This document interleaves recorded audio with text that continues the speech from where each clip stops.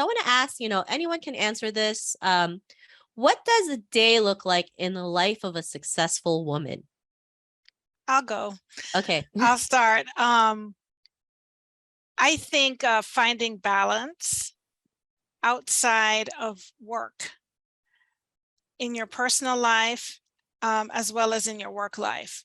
I think for true success, you would not define yourself and your value and your worth solely by your career, but also in other things outside of that that give you purpose or passion, whether it's in community advocacy or a nonprofit organization or volunteering or doing anything else that gives you a sense of purpose outside of the workplace, because our jobs can be fickle.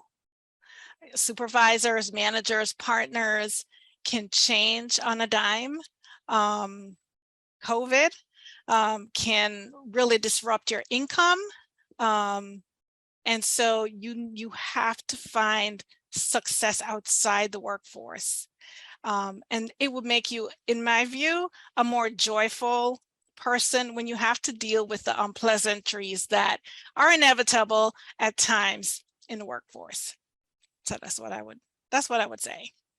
Awesome. I love it. Anyone else, ladies? What does a day look like for you for a successful woman? I'll jump in with what my day today looked like, just an example. So I wake up early in the morning. I have two sons. I just dropped off one this past weekend to go to college.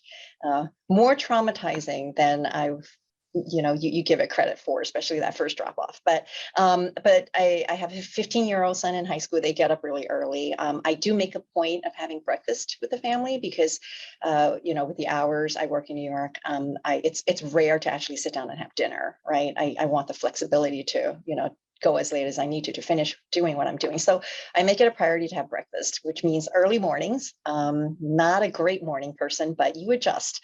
So had breakfast, headed into the city. I found out yesterday I had to go down to court to argue a motion today in SDNY. So last night was a late night prepping, this morning prep, did the argument around noon today. Came back here, debriefed with the team, jumped on to talk to you guys, and then getting ready to do some depot prep right after this. So that's a fairly typical day on a weekday. But, to go to Symone's point, I do make deliberate choices to make sure I have my personal life and my family life. One thing you heard about is breakfast, right? I make that a priority. Another thing is I don't come into work on weekends. I do what I need to do, and this has been for many, many years now. I will do whatever it needs, whatever it takes to get things done Monday through Friday, but the weekend I carve out, I spend with my family. I will do work, on my own time around their schedule. And that way you feel like you actually, do have a life. The other thing is, I feel like for a lot of successful women, they feel like they need to do everything, right? And they have to do everything well. So they don't really give themselves a break to do things that are not considered highly intellectual or productive. I am very anti being productive with every minute of your day. I think that that's just too much stress, too much high pressure. I think you need to carve out time every day to do things that are not productive. It's better for you that way. So if I'm really busy at work, I don't read. Because reading is, one of those productive things that trains your mind. I will watch TV to relax. I will watch soap operas. I have no shame. Like people ask me what I do. I do lots of things that are considered not productive at all, but it really brings great balance into my life. You just need to relax any way you can. So